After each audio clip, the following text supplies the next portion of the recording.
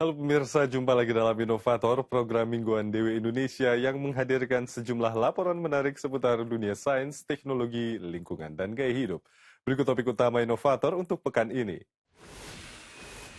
Sains mengungkap tindak kriminal.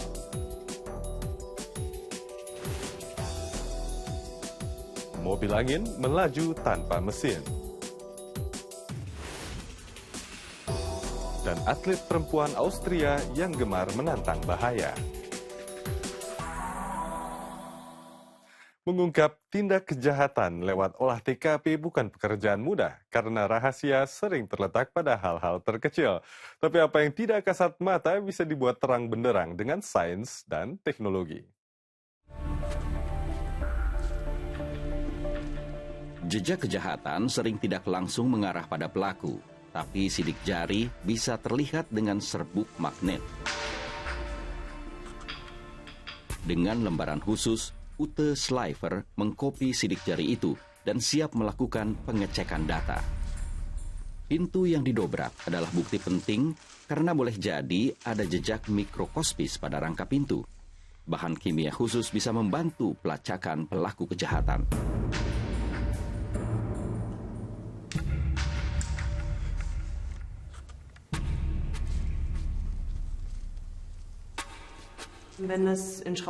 Setiap obeng punya bentuk individual. Itu tergantung bagaimana perkakasnya digunakan. Dan parutan perkakas itu di bawah mikroskop ibaratnya kode-kode garis yang unik.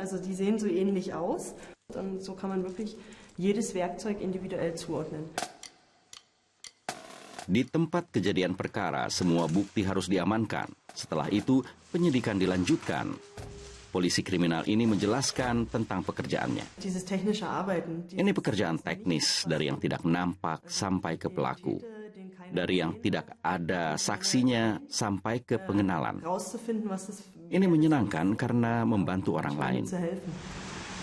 5 kasus pencurian dalam sehari, 1 kasus pembunuhan dalam seminggu. Itulah rata-rata kasus yang ditangani Ute Schleifer. Hari ini dia menyidik kecelakaan mobil. Pengamanan barang bukti hanya perlu waktu 30 menit. Komisaris polisi kriminal ini punya peran menentukan dalam pengusutan kasus tabrak lari itu.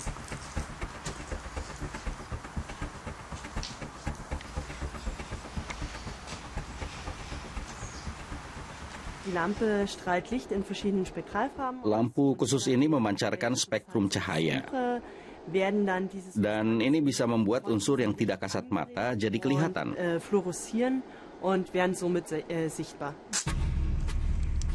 Pada pintu mobil ditemukan sisa serat tekstil. Dengan lembaran plastik berperekat, temuan penting itu diamankan. Serat tekstil nantinya akan dibandingkan dengan bukti-bukti lain yang dikumpulkan di tempat kejadian perkara.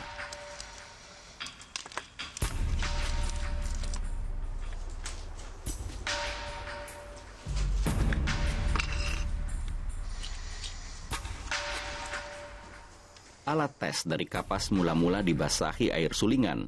Lalu dilakukan uji coba cepat untuk mengidentifikasi cairan misterius di kursi pengemudi. Lembaran alat tes menunjukkan warna kebiruan. Artinya di kursi pengemudi ada jejak darah. Darah, rambut, dan sel kulit membawa kode genetika. Material yang ditemukan diarsip dengan bersih dan rapi. Barang bukti juga bisa berguna beberapa tahun ke depan.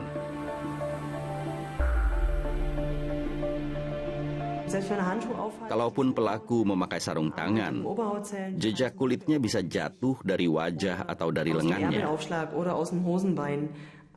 Jadi pelaku bisa saja mencoba mencegah meninggalkan jejak, tapi nyaris tidak ada yang berhasil melakukannya.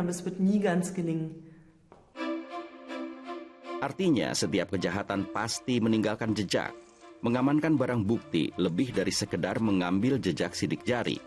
Semua data akan dianalisa oleh para pakar kejahatan yang menerima hasil kerja Ute Schleifer. Ketika polisi menemukan jenazah korban tindak kriminal, pertama kali yang harus dilakukan adalah membuat foto korban untuk mengungkap identitasnya. Tapi bagaimana jika jenazah korban telah membusuk dalam waktu yang lama? Caranya adalah dengan teknologi rekonstruksi wajah dengan informasi genetika. Polisi penyidik hanya menemukan sisa tulang belakang. Siapa korban kejahatan ini? Marion Sabo bisa membantu. Ia membuat rekonstruksi model wajah dari tengkorak korban. Rekonstruksi dibuat berdasar data statistik yang dihimpun dari penyelidikan kedokteran forensik selama berpuluh tahun. Wajah manusia yang terdiri dari ribuan potongan puzzle memberikan mimik individual. Bagaimana wajah dari beragam etnis dan warna kulit bisa direkonstruksi secara tepat? Manfred Kaiser, seorang pakar genetika, memiliki sebuah visi. Merekonstruksi berdasar analisa kode genetika. Dilema dari analisa DNA forensik saat ini adalah hanya orang yang dikenal yang bisa diidentifikasi lewat pembanding. Mula-mula dibuat profil DNA tempat kejadian dan dibandingkan dengan referensi.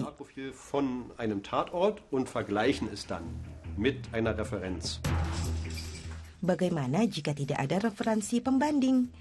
Kaiser dan timnya hendak mengembangkan metode baru untuk membuat foto buronan. Dari kode genetika, merekonstruksi wajah seseorang. Kami mencoba menggantikan saksi mata dengan mengembangkan saksi mata molekuler. Ini bisa dimanfaatkan jika ada cukup material biologis di tempat kejadian. Sebuah sidik jari mengandung cukup material DNA untuk dianalisa. Para peneliti sudah bisa menetapkan warna rambut dan mata dari material sidik jari. Sekitar 3 juta ciri khas genetika membedakan satu individu dengan yang lainnya. Kaiser menemukan 24 kode genetika yang menentukan warna rambut dan pupil mata. Ini hasil yang diperoleh dari riset sidik jari.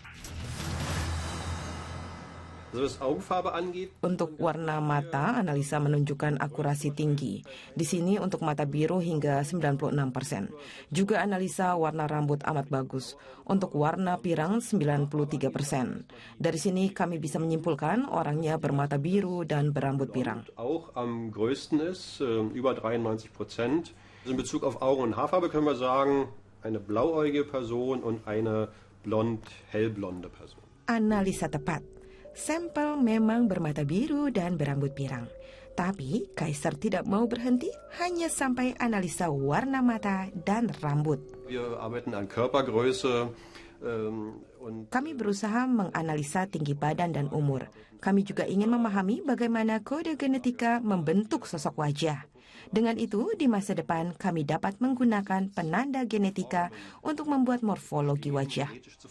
Und daraus dann Marker zu entwickeln, die es uns erlauben, wirklich Gesichtsmorphologie vorherzusagen. Untuk itu masih dibutuhkan banyak rangkaian penelitian, hingga dari kode DNA bisa dibuat reka wajah seseorang.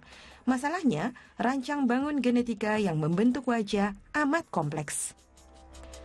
Hingga metode analisa genetika diciptakan, Marion Sabo masih harus bekerja dengan sabar dengan keterampilan tangan serta pengetahuan anatomi untuk memberi wajah pada korban pembunuhan. Pemirsa, jangan kemana-mana dulu karena inovator sesaat lagi akan hadir dengan laporan mengenai konsep mobil angin masa depan. Tetaplah bersama kami.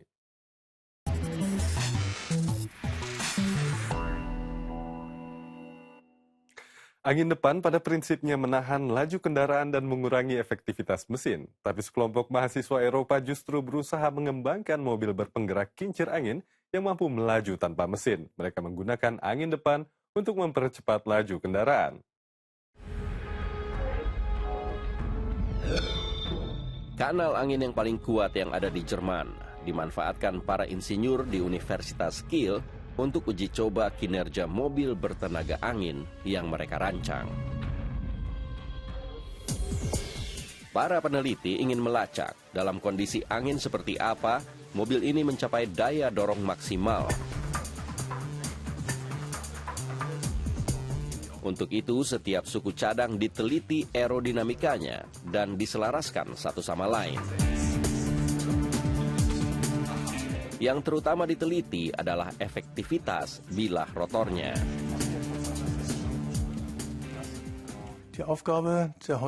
Di kanal angin, kami menguji coba bilah rotor. Ini untuk tahu pada kecepatan berapa dan rotasi mana kinerja optimalnya bisa tercapai.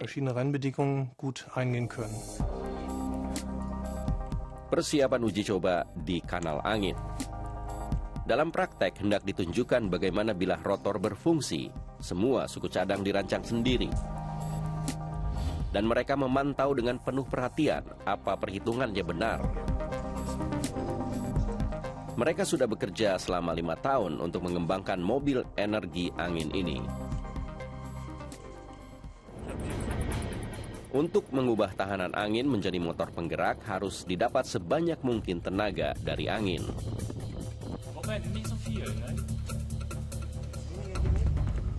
Dalam uji coba, kecepatan angin pada turbin dinaikkan secara bertahap.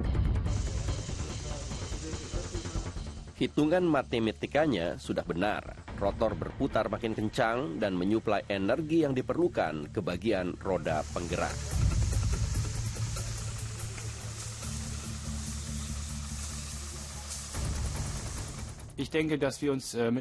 Tim kami di luar negeri sering dijuluki tim German Engineering. Sederhana, tapi tangguh.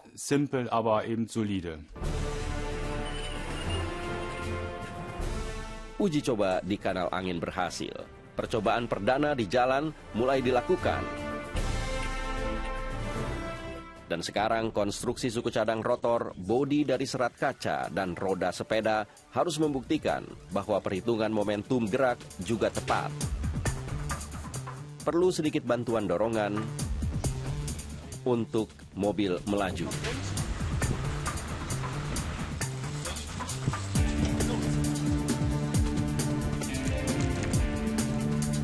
Dan semuanya sesuai perhitungan, kecepatannya konstan saat menentang angin.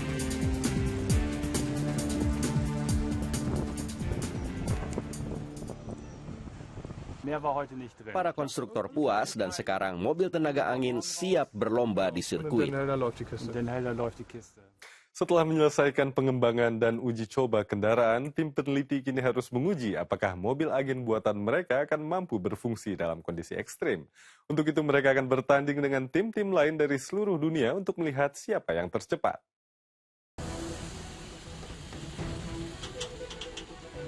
Siap berlomba melawan angin, mobil rancangan insinyur dari Kiel diturunkan dari truk pengangkut. Tim diizinkan melakukan uji coba sirkuit yang masih asing. Hasil tes menunjukkan semua keadaan baik, walau angin nyaris tidak berhembus, tapi mobil seberat 165 kilo ini bisa bergerak melaju melawan arah angin. Pesaing dari tim lain belum kelihatan.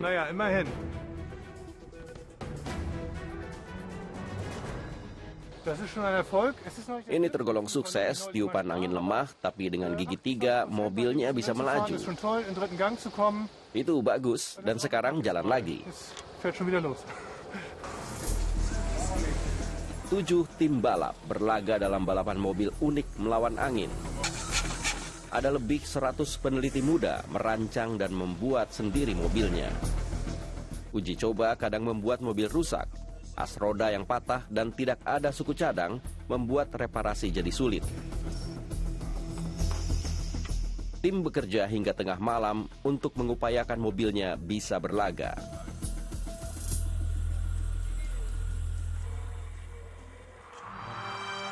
Dan sekarang tiba hari yang dinantikan, hari balapan. Para peserta bersiap-siap di garis start. Anginnya juga kencang, ini bagus untuk uji coba tahap pertama.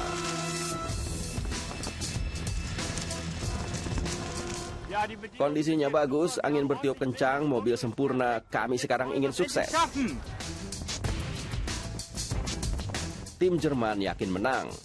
Dalam tiupan angin kencang, mobilnya bisa melaju sampai 50 km per jam. Bilah rotor bisa di-setel pada porosnya agar kekuatannya disesuaikan dengan tiupan angin. Tapi masalah muncul di putaran pertama, koplingnya selip.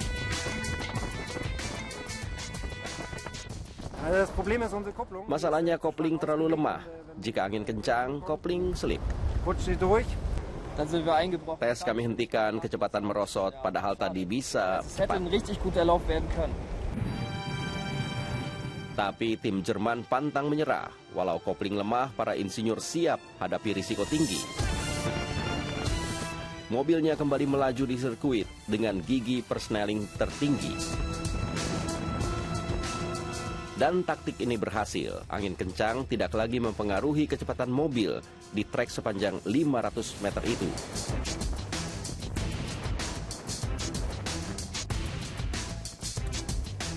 Tim Jerman meraih sukses.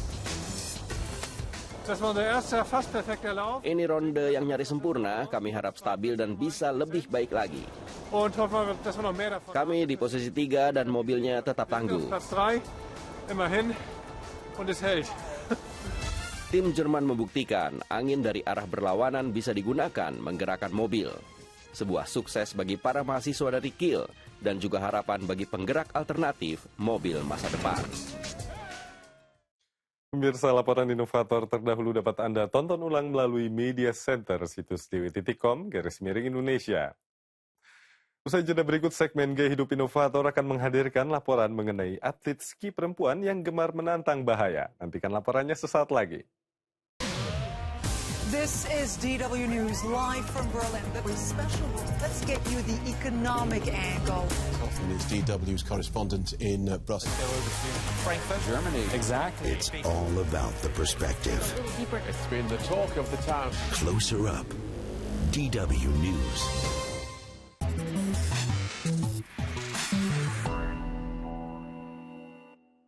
Sebagian besar orang lebih suka menghindari resiko atau menjalani hidup tenang jauh dari bahaya. Tidak demikian halnya dengan Eva Wagner. Atlet selancar bebas asal Austria ini selalu mencari rute paling liar dan berbahaya untuk aksi-aksinya. Tidak heran jika Wagner telah berulang kali menggondol gelar juara dunia. Eva Wagner dari Austria melakukan manuver berbahaya dari ketinggian 2.600 meter di pegunungan Alpina, Prancis, dekat Chamonix. Melompati tebing dan zigzag di padang salju. Menyenangkan berselancar di gunung, saljunya super dan saya senang.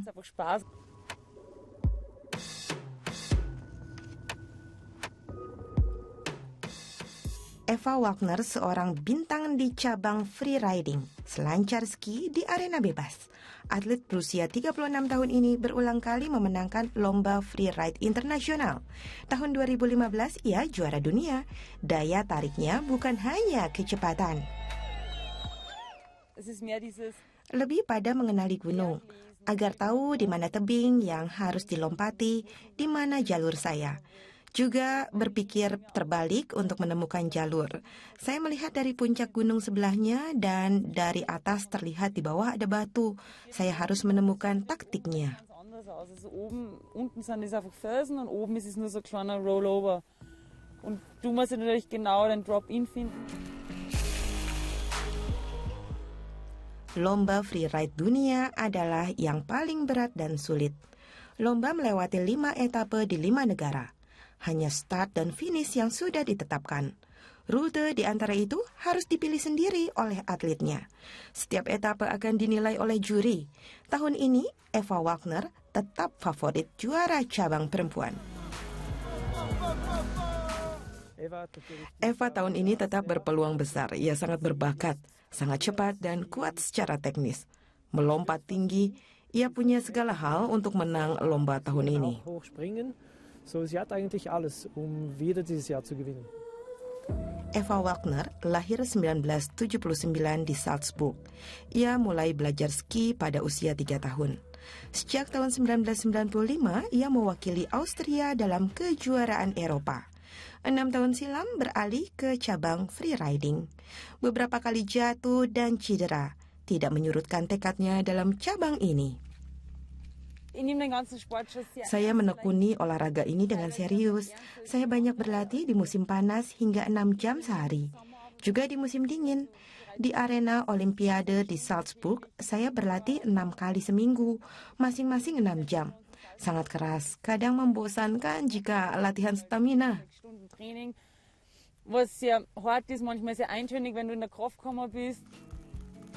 Eva Wagner termasuk segelintir atlet perempuan yang hidup dari freeriding.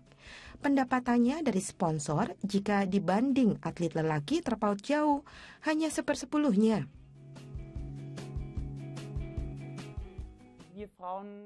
Atlet perempuan terutama mengincar bagian dari film.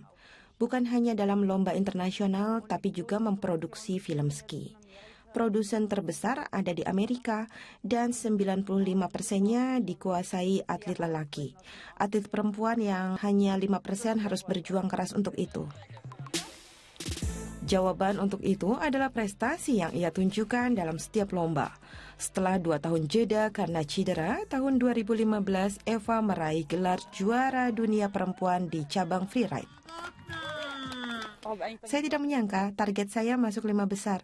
Ketika jadi juara dunia tentu saja saya menangis bahagia.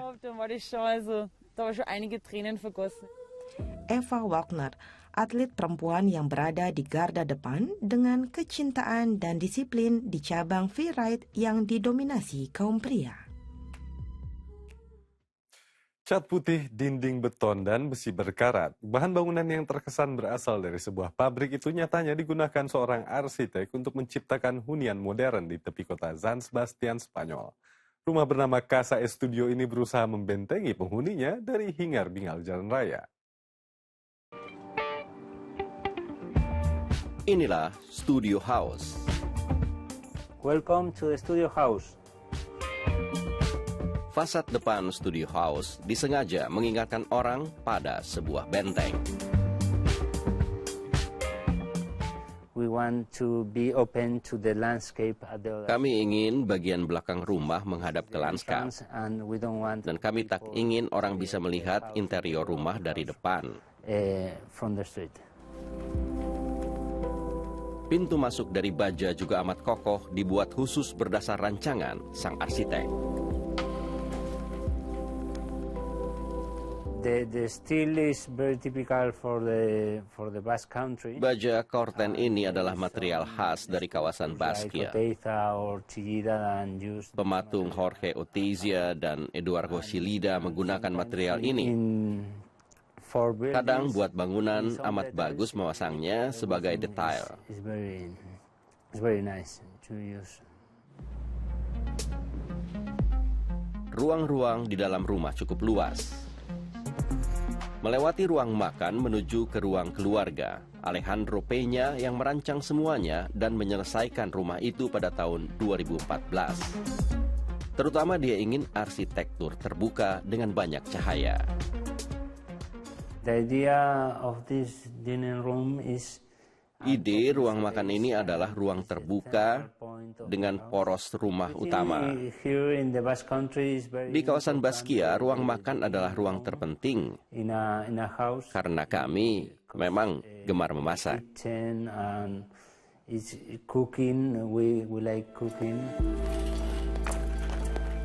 Rumah bertingkat 3 ini luas seluruhnya 600 meter persegi. Di lantai 1 ada kamar anak-anak, ruang tidur utama, dan kamar tamu. Galeri ini istimewa karena berbentuk busur. Dan ini mengundang kita untuk berjalan dan melihat lewat jendela ke berbagai arah. Dan berjalan melewati kelokan lebih menyenangkan dibandingkan yang lurus. Better in a curve than in an axis. Di lantai 3 ada kamar mandi keluarga dilengkapi jacuzzi. Balkon dinaungi rangka beton. Dengan itu, perhatian otomatis difokuskan pada lanskap di luar. Di luar kita punya privasi dan juga dilindungi rangka beton ini. Tapi rumah kelihatan memandang ke arah horizon.